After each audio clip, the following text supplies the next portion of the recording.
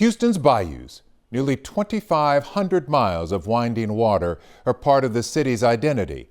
But in 2025, they became a major talking point. More bodies have been pulled from Houston's bayous than in years past. Each discovery sparking more and more speculation about a serial killer. This is Bodies in the Bayou, a KHU 11 Plus original. In 2025, our team worked to separate fact from rampant rumors, asking Houston leaders what's really behind the rise in all the bodies being found. The troubling trend grabbed attention online. We spoke with officials and experts as a lot of social media accounts ran wild with serial killer claims. For many, the numbers are alarming. At first, 2 bodies were recovered in bayous on Monday, including that of college student Jade McKissick in Bray's Bayou, her death still under investigation. Then 3 more bodies were found on Tuesday, Thursday, and Saturday. In all, at least 13 bodies found in Houston bayous this year. Online, while theories of a possible killer have spread, University of Houston criminal justice professor Dr. Krista Gehring says that's not what any of the publicly available information leads to. The short answer is no. I know that it can be pretty alarming for people. She says social media and true crime culture may fuel speculation when in reality there are other, more likely explanations. Possible that it's accidental deaths, less scary explanations for all of these bodies turning up. Gehring also points to the fact that there's not a known pattern in these cases. When you talk about serial killers, they tend to target a particular demographic. Former HPD officer Tom Nixon agrees. I don't think there's a serial murder problem because the causes of death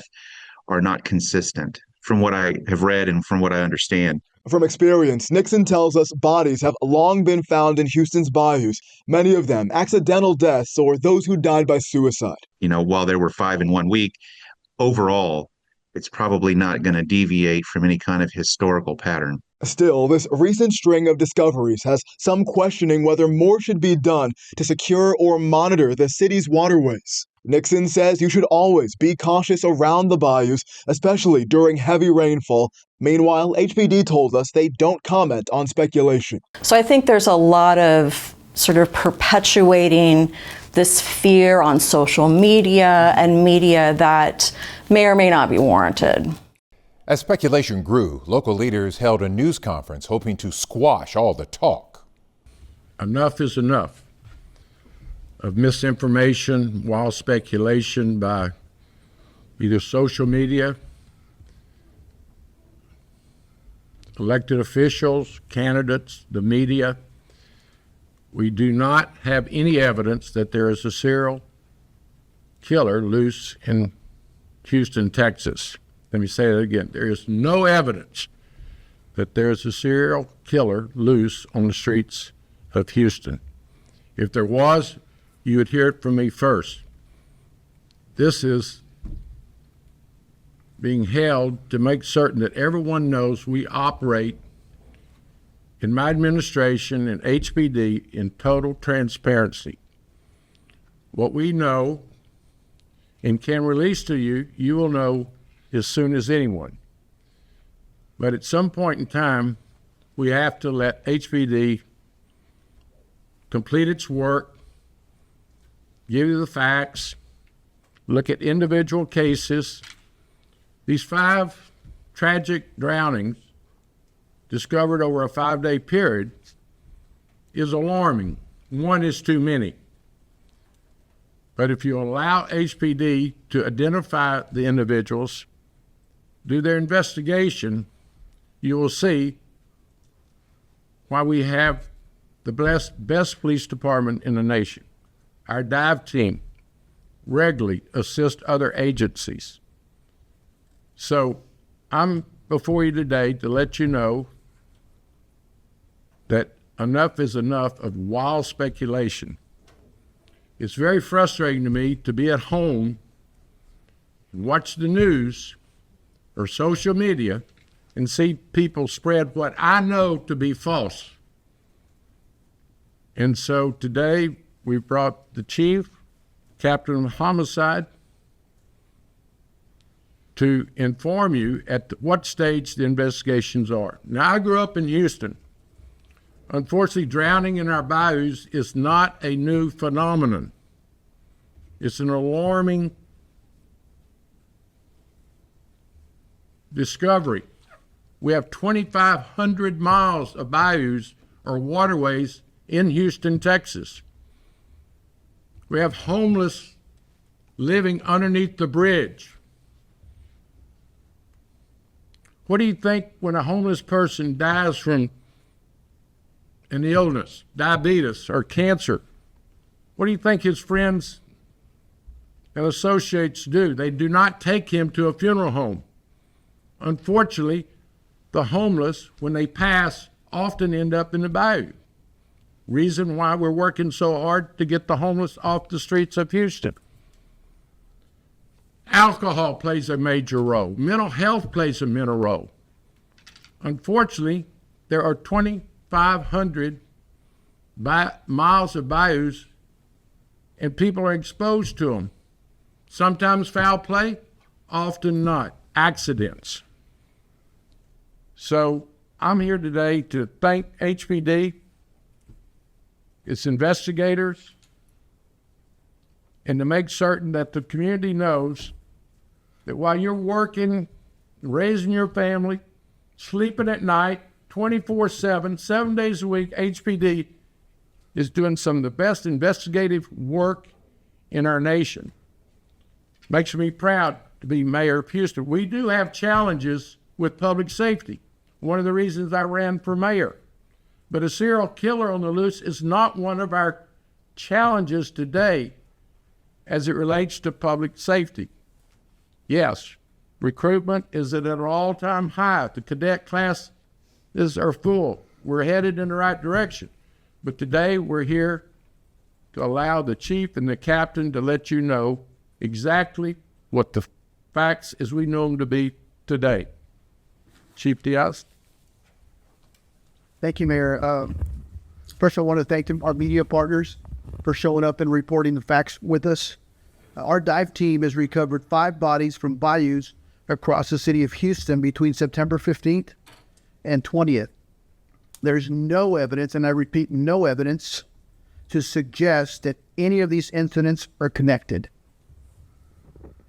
In all the 5 incidents, the medical examiner's office will determine the cause of death. The investigation into these incidents is pending the determination of the ME's office. For us as an agency, rumors stir fear and anxiety in our communities. It's important to rely on verified information and investigations. So I'm going to bring up Captain Zia. He's going to cover the 5 that happened in the last week so that you can have the facts as we have them at the moment. All this stuff is preliminary. Again, we're not doctors up here. The medical examiner will make the final decision on the causes of death. Captain Zia? Thank you, Chief. Good afternoon, everyone. So I just want to reiterate that in all 5 instances, the ruling in regards to the manner and cause of death are still pending. So the first incident was September 15th. A body was recovered in Bayou at 4998 Spur 5 Freeway. That's Bayou before 10 a.m. The ME's office identified the deceased as Jade Elise McKissick, 20 years old. Preliminary investigation indicates that there were no signs of trauma or foul play. But again, I reiterate that we have to wait until the actual autopsy results come out. Another body was recovered on the same day. It was located in Hunting Bayou at 13,400 East Freeway at about 11:50 a.m. The ME's office has not identified the deceased individual in that incident. The next one was September 16th. Body was located in White Oak Bayou at 2200 White Oak Drive at about 1:25 p.m. Again, the ME's office has not identified the deceased individual. There was one on September 18th. Body was located in Buffalo Bayou at 400 Jensen Drive at about 2 p.m. ME has not identified the deceased in that incident as well. September 20th was the last incident. Body was located in Buffalo Bayou at 900 North York Street at about 8:25 a.m. The ME's office has identified the deceased individual, but because we don't know whether the next pin have been notified, it would be it wouldn't be right for us to identify that individual at this time. And I just want to reiterate that I understand social media is the medium of communication in today's age, but a lot of times there's a lot of unverified information that circulates. And our job as detectives and as an investigative body is to follow the science and the evidence. And that's what allows us to be able to do our job. And that's where we're focused on. Just days later, another body is recovered near downtown. We spoke with viewers who shared the same sentiment. Keep the bayou safe. This is the kind of discovery that's fueling speculation and concern online. Now, we're right here near Buffalo Bayou. This location is right near the University of Houston downtown, where a woman's body was found. Here's what we know right now. Houston police say around 11:30 last night, they got a call about a body in the water near Commerce and Milam. Police tell us people riding scooters spotted what looked like a body in the bayou. And when officers arrived, they called in the dive team, who were able to recover a woman's body. There was a heavy police presence at the scene, with several units responding, including homicide investigators. The woman's identity has not been released, and it's still unclear how she ended up in the water. Investigators did note there are several encampments in this area, and that this is still under investigation. But this makes the 6th body found in or near Houston bayous in the past 2 weeks. So we pressed police this morning. Is there a connection? Here's what they told us. No, I mean, at this time, there's no indication. There's nothing that would give us that indication. We do not have any evidence. Earlier this week at a press conference, officials said the bodies found in the last week are just an unfortunate circumstance, noting Houston has 2,500 miles of bayous and waterways. And both Mayor Whitmire and HPD Chief Diaz reiterated that there is no evidence to suggest that any of these deaths are connected. Again, police say these cases are not connected right now, but that's not stopping Houstonians from feeling concerned or uneasy about this. KHOU 11 viewers have come to us saying they want more surveillance cameras installed along the bayous for safety reasons. Experts say it's not likely those cameras would even catch a serial killer in the act, but they say they could provide more answers. Here are some of the comments we're seeing from our viewers online. Hannah says, you would think by the 3rd person they would have put extra cameras. Lucy commenting, by now you should have 10,000 surveillance cameras. And Chris asking, is it just too big of an area to cover? That last point is what City Council member Carolyn Evans-Shabazz says is important to note.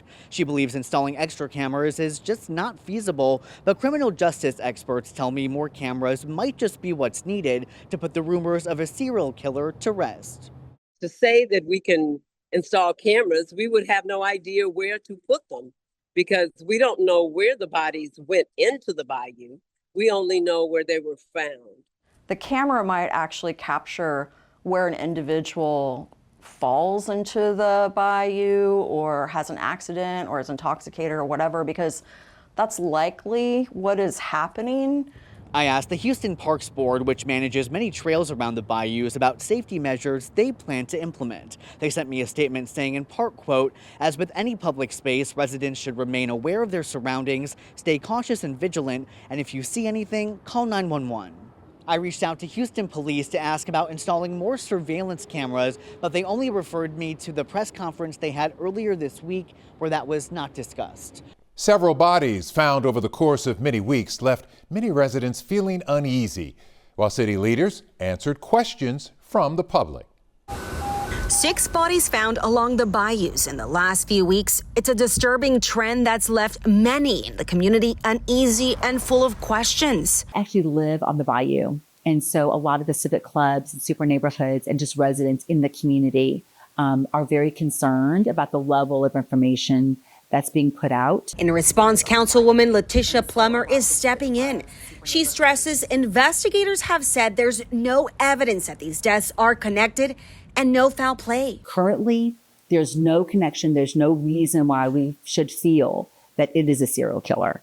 Now, if something changes in the future, that's a different conversation. To help ease the fear and provide transparency, she's bringing students from U of H, TSU, and community leaders together for a public meeting to get answers. Then they're not fearful. I think when people don't have the facts, then they start imagining what could be, especially as they found so many kind of back to back. The city has more than 2,500 miles of bayous. So far this year, 15 bodies have been found, compared to 24 of last year. Officials say it's still not common, but it's understandable that people are alarmed.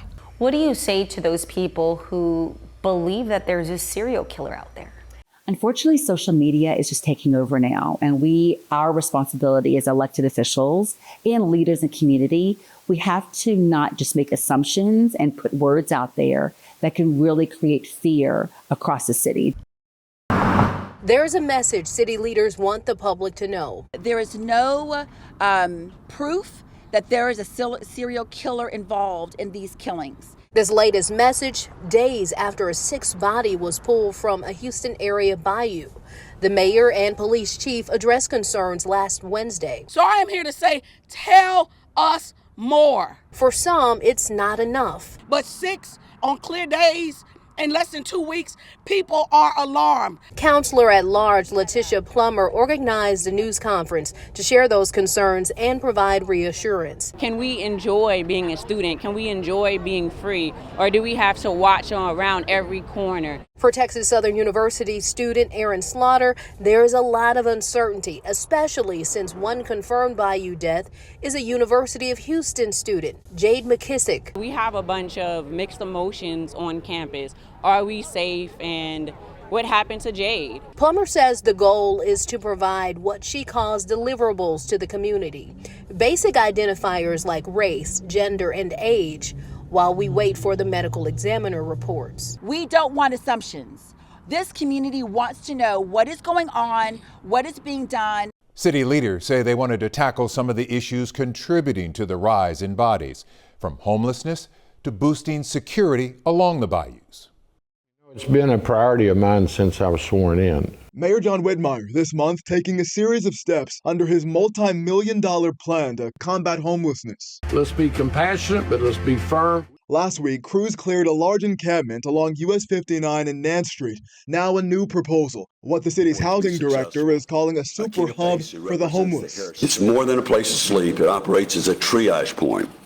It tries to connect people to the right intervention. The city looking to purchase this site on Emancipation Avenue, which once housed a former migrant children's shelter. Officials say the site would operate as a low-barrier facility, accepting most, regardless of mental health or substance issues. Anticipate about 300 people. It won't be long-term, but it'll certainly get folks stabilized, and it'll improve their lives. It'll improve the quality of life for Houstonians. But the facility, which would be next door to Shell Stadium, raising concerns at a city council meeting. Residents saying this. Any increase in panhandling in that neighborhood is going to have a really negative impact. That is the wrong location for this city.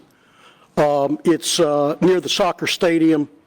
It's near the expansion of the George Brown. Houston's Public Safety and Homeland Security Director Larry Satterwhite pushing back on that. He says police have already reduced that area's homeless population by nearly 80% since May. This is a facility that's helping people and not bringing the area down. A safe environment, health care, food, clothing, and get off the streets of Houston. City Council expected to vote next Wednesday on whether to approve the $16 million purchase, a decision that could turn this facility into space for hundreds living on the street. People who live near White Oak Bayou say they've wanted to see changes. In fact, they say they've been asking for things like better lighting at the trails out here and more regular upkeep of areas like this. But over the years, they say not much has been done.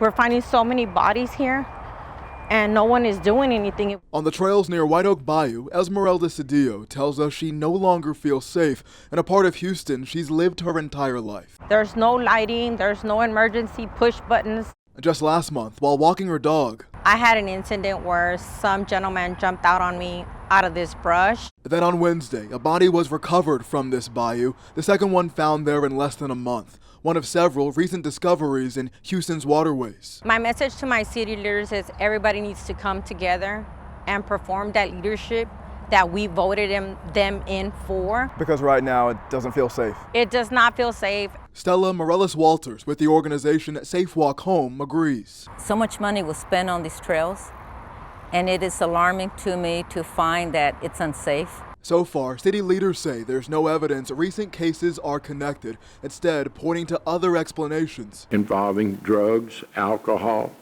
Certainly there's a huge involvement by the homeless population. That homeless population is visible in parts of White Oak Bayou. It's why these residents say they want to see more outreach being done. Let's keep the individuals that are using the beauty of this bayou safe as well. Cedillo says she also wants to see a larger law enforcement presence and better upkeep of the land. They need to trim it down or cut it down because in the evenings, you don't see who's hiding back there. Any solution that can make it feel safer. There is a solution, and I know that we have so many caring people here in Houston that we can come up with that.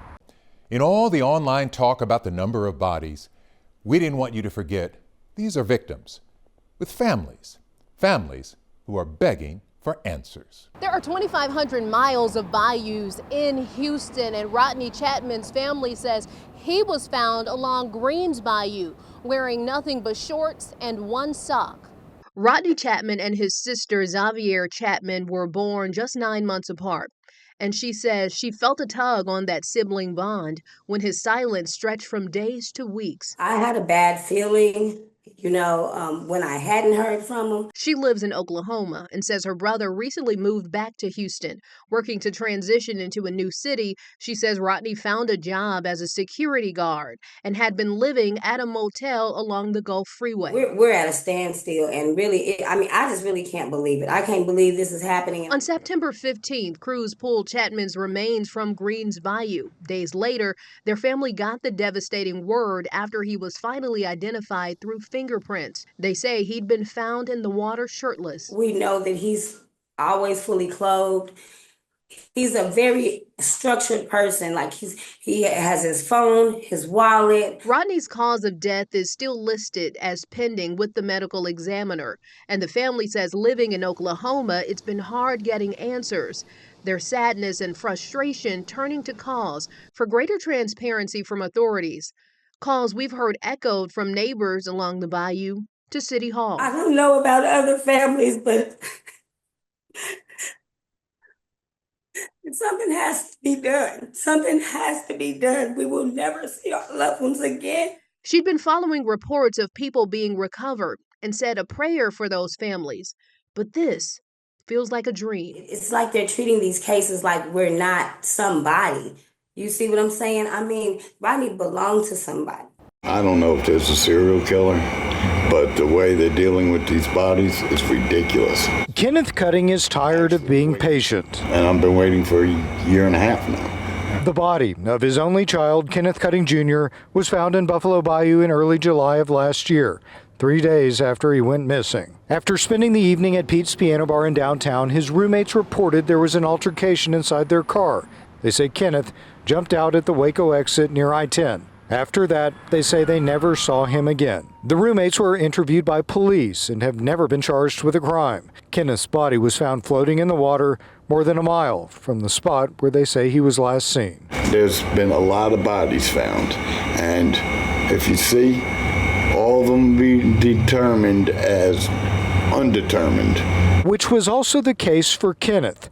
The medical examiner's report states his cause of death is undetermined. What's also strange is the finding of what the ME's office calls medical hardware in Kenneth's neck. His family says he never had any surgeries, and they would have known. Today, the Houston Police Department told me the case is closed. They say there were no signs of foul play, and this was not a homicide. I'm pissed.